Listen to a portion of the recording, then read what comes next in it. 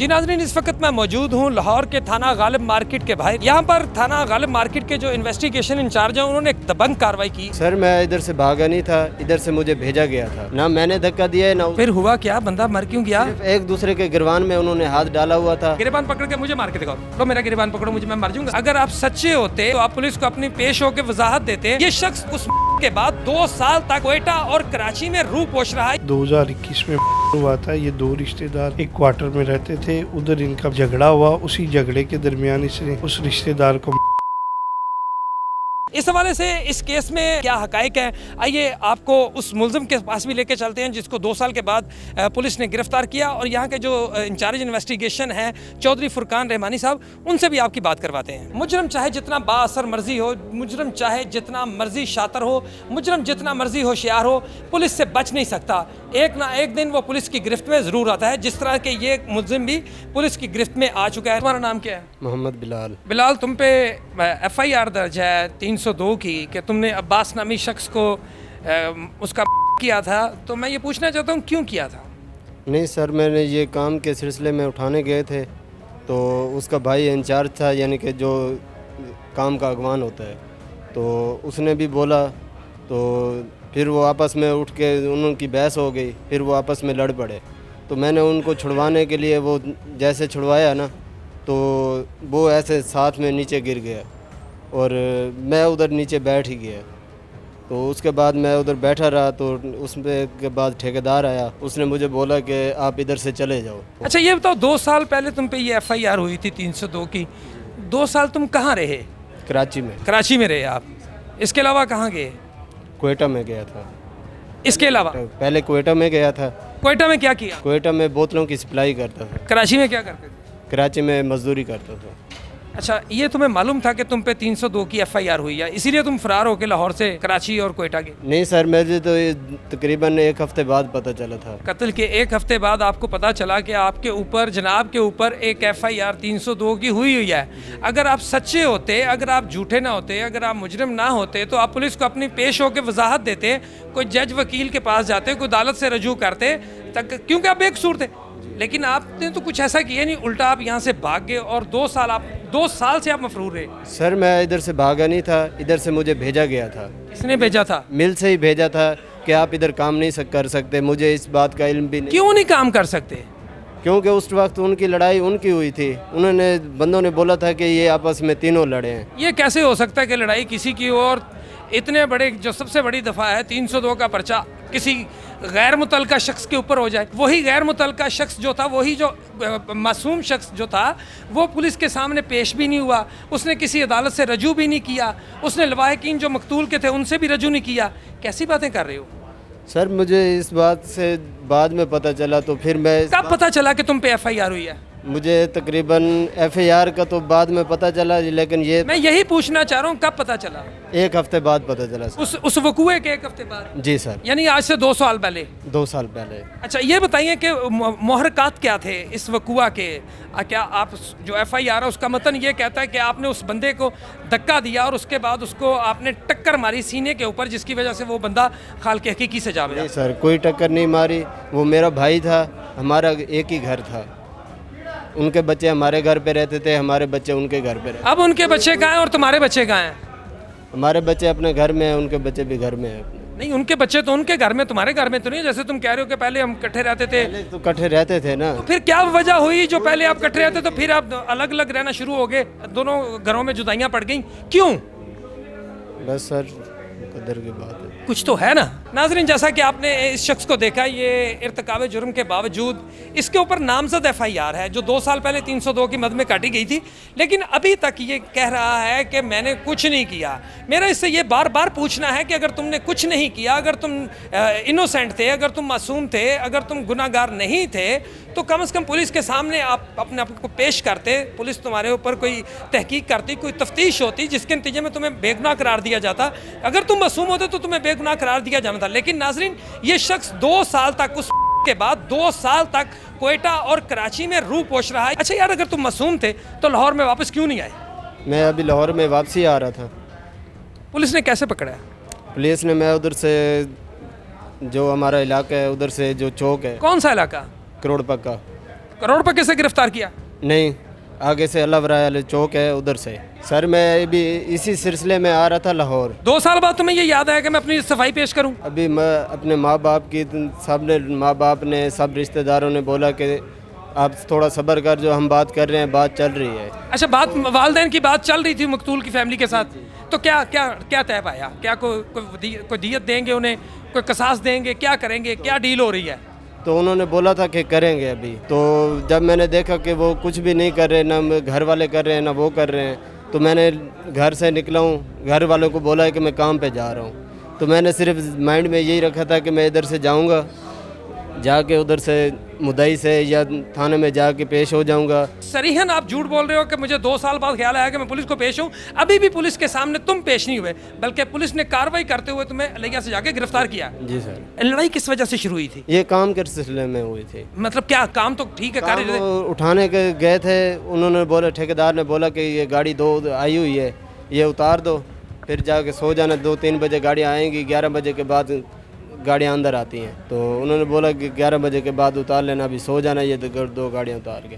तो मैं ऊपर आया, ठेकेदार को मैंने बताया, मैंने कहा वो मेरे से लड़ेंगे। ठेकेदार ने खुद भी आवाज़ दी, बोला उनको जाके उठा दो।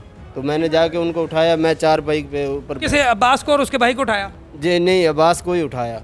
अब्बास को उठाया, जो और बंदे पड़े थे, मैंने आवाज़ दे के उधर 4 पाई पे बैठ गया। तो वो आपस में उधर, एक भाई इधर सो रहा था, एक इधर सो रहा था। तो वो मुझे गाली दे के ना इधर मेरे पास आया। तो उसका कौन, किसने गाली दी? मोहम्मद अब्बास ने। मकतूल ने आपको गाली दी? जी। तो वो मेरे पास आया, पीछे से उसका भाई आ गया, वो आपस में लड़ पड़े।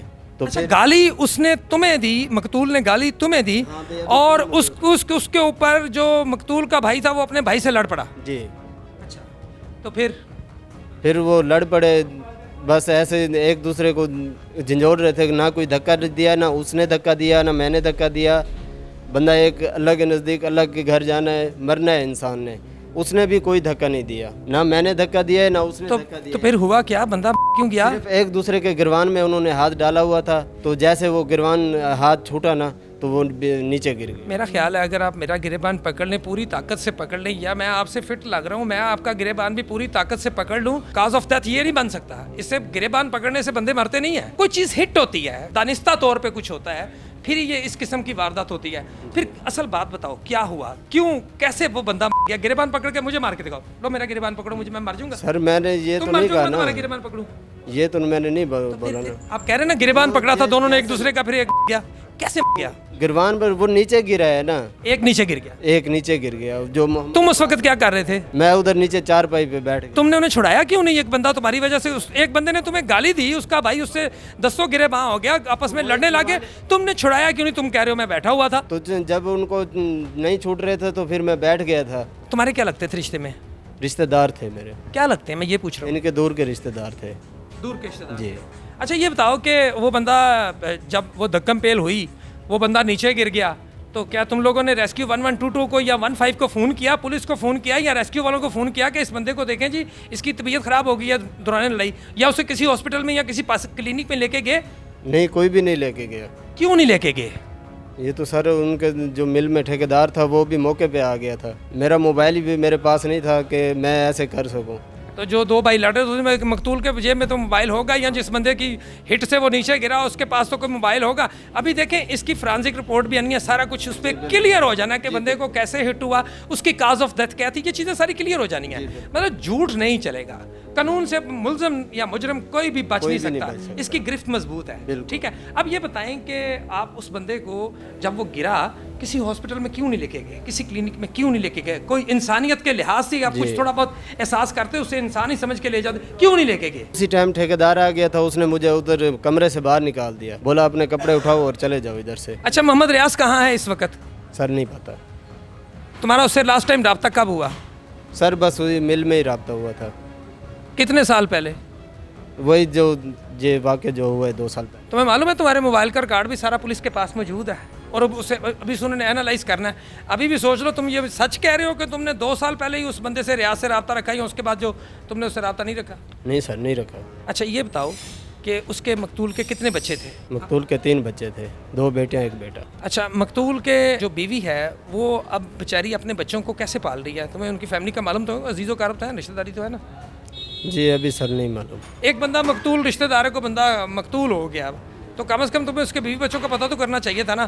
اگر تم گناہ گار نہ ہوتے، اگر تم مجرم نہ ہوتے، اگر تم قصوروار نہ ہوتے، تم ڈیفینیٹلی ان کے گھر میں جاتے، ان کے بیوی بچوں کو پوچھتے، ان کو لک آفٹر نہ کر سکتے، لیکن کم از کم ان کا اپڈیٹ تو لیتے نا تم اس لیے نہیں ان کے پاس گئے کہ تمہارے اوپر 302 کی ایف آئی آر درج تھی، تمہیں پتہ تھا کوئی نہ کوئی جرم ہوا ہے، تمہیں یہ معلوم تھا کہ کوئی جرم تم نے کیا ہے، اسی لیے 2 سال تک تم مسلسل رو پوش بھی رہے۔ پنجاب سے ہی آؤٹ رہے جناب، لاہور سے نہیں، پنجاب سے۔ میں بھی رہ گیا ہوں میں، پنجاب میں کتنی دیر رہے؟ روڑ بگا میں رہ گیا ہوں، 2 مہینے ادھر لگاتا تھا تو 2 مہینے ادھر گھر پہ ہی رہتا تھا، میں ادھر گاؤں میں بھی کام کرتا تھا میں۔ جی ناظرین، اس مجرم کی باتیں آپ نے سنی ہیں، اس کا یہ کہنا ہے یہ ابھی بھی انحراف کر رہا ہے، لیکن تحقیقات اس کے خلاف ہو رہی ہیں۔ اس کے موبائل کا ریکارڈ پولیس کے پاس ہے، اس بندے کی جو ڈیتھ کاس کے حوالے سے جو اس کی رپورٹ ہے وہ آنا بھی باقی ہے، اس پہ بھی پولیس کارروائی کرے گی۔ اور اس سارے واردات میں اس بندے کو 2 سال کے بعد، یہ 2 سال تک اشتہاری رہا، 2 سال کے بعد انچارج انویسٹیگیشن تھانہ غالب مارکیٹ چودھری فرقان رحمانی صاحب نے انتہائی مستعدی سے یہ دبنگ کارروائی کی اور اسے لیا سے گرفتار کر لیا۔ ناظرین چلیں اب آپ کی بات کرواتے ہیں اس کیس کے جو انچارج انویسٹیگیشن ہیں چودھری فرقان رحمانی صاحب، ان سے بات کرتے ہیں اور ان سے مزید حقائق جاننے کی کوشش کرتے ہیں۔ محکمہ پولیس میں ایک انتہائی پڑھے لکھے، انتہائی گریجویٹ قسم کے انسان ہیں، بڑے پڑھے لکھے انسان ہیں، ان کی اعلیٰ تعلیم ہے، انہوں نے ایم اے انگلش کیا، اس کے بعد LLB کیا، پھر انہوں نے LLM کیا، اور ابھی ان کی یہ نیت ہے، انہوں نے یہ پلان کیا کہ ابھی اس کے بعد یہ PhD بھی کریں گے۔ یہ انتہائی قابل اور محنتی اور ذہین اور یہ جو دیانتدار افسران ہیں ان میں ان کا شمار ہوتا ہے۔ انہوں نے انتہائی دبنگ کارروائی کی، بڑی محنت کے ساتھ، بڑی مشکلوں کے بعد انہوں نے جو 2 سال سے ایک مجرم 302 کے مقدمے میں اشتہاری تھا اسے لیا سے گرفتار کیا ہے۔ آئیے ان سے جاننے کی کوشش کرتے ہیں کہ انہوں نے اس ملزم کو کیسے گرفتار کیا اور اس ملزم کے خلاف اب یہ مزید کیا جو قانونی کارروائی ہے وہ کرنے جا رہے ہیں۔ یہ ہمیں کے مقدمے میں مطلوب تھا، یہ 2021 میں ہوا تھا۔ یہ 2 رشتہ دار ایک کوارٹر میں رہتے تھے، ادھر ان کا بحث مباحثہ اور جھگڑا ہوا، اسی جھگڑے کے درمیان اس نے اس رشتہ دار کو جس کی موقع پر ڈیتھ ہوگی، جس کے بعد مقدمہ درج ہوا اور یہ فرار ہو گیا اور اس کے بعد اشتہاری ہو گیا، اور یہ تقریباً 2 سال سے زائد عرصہ رو پوش رہا ہے۔ اب اس کو لیا کے ایریے سے ہم نے جدید ٹیکنالوجی کا استعمال کرتے ہوئے اور اپنی لوکل انفارمیشن کی مدد سے وہاں سے ہم نے اس کو گرفتار کیا۔ تو سر یہ بتائیے کہ جو مقتول کا ڈیتھ آف کاز تھا اس کے حوالے سے کوئی لیبارٹری کی رپورٹس اور اس کے جو کال کا ریکارڈ ہے، اس کے فون کا جو ریکارڈ ہے، اس کے حوالے سے بھی کوئی کارروائی ہو رہی ہے، کوئی تفتیش ہو رہی ہے؟ جی اس والے سے بھی ہم کر رہے ہیں، لیکن اس والے سے دونوں مقتول اور قاتل کی بوقت وقوع لوکیشن سیم ٹائم پر ہے، اور اس کے علاوہ اس میں موبائل فون کا تو یوز نہیں تھا، ماس وائی لوکیشن کے دونوں کی سیم ایریا میں لوکیشن آ رہی ہے۔ سر مقتول کے ڈیتھ کاز کو ڈیٹیکٹ کرنے کے لیے کوئی آپ نے لیبارٹری میں کوئی ایسے اقدامات کوئی کیے ہیں؟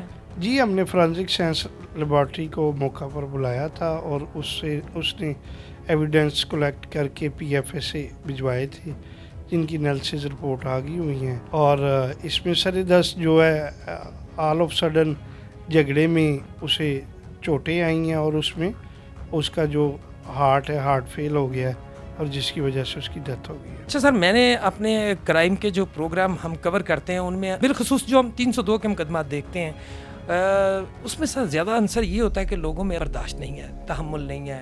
اس حوالے سے سر آپ معاشرے کو کیا پیغام دینا چاہتے ہیں؟ میری طرف سے تو یہ معاشرے کو پیغام ہے کہ آپ جتنے مرضی بااثر ہوں، آپ جتنے مرضی شاطر ہوں، آپ جتنے مرضی ہوشیار ہوں، اگر آپ مجرم ہیں تو پولیس ایک نہ ایک دن آپ کا گریبان ضرور پکڑے گی، ایک نہ ایک دن پولیس کی گرفت میں آپ ضرور ہوں گے۔ تو سر معاشرے کے لیے آپ کا کیا پیغام ہے؟ معاشرے میں دن بہ دن عدم برداشت بڑھتا جا رہا ہے اور لوگوں میں برداشت ختم ہوتا جا رہا ہے۔ لوگ رواداری، چھوٹی چھوٹی باتوں کو درگزر کرنا جو ہے وہ چھوڑ چکے ہیں۔ چھوٹی چھوٹی باتوں پر لوگ مشتعل ہو جاتے ہیں، آپس میں جھگڑا کرتے ہیں، جبکہ لوگوں کو چھوٹی چھوٹی ایک دوسرے کی غلطیاں، کوتاہیاں जो हैं वो दरगुजर करनी चाहिए, माफ़ करना चाहिए। जी नाजरीन, बिल्कुल चौधरी फुरकान रहमानी साहब का ये कहना 100% दुरुस्त है कि शिद्दत पसंदी से इज्तनाब करना चाहिए, बुर्दबारी, तहम्मुल और सब्र के साथ एक दूसरे की गलतियों को माफ़ करना चाहिए।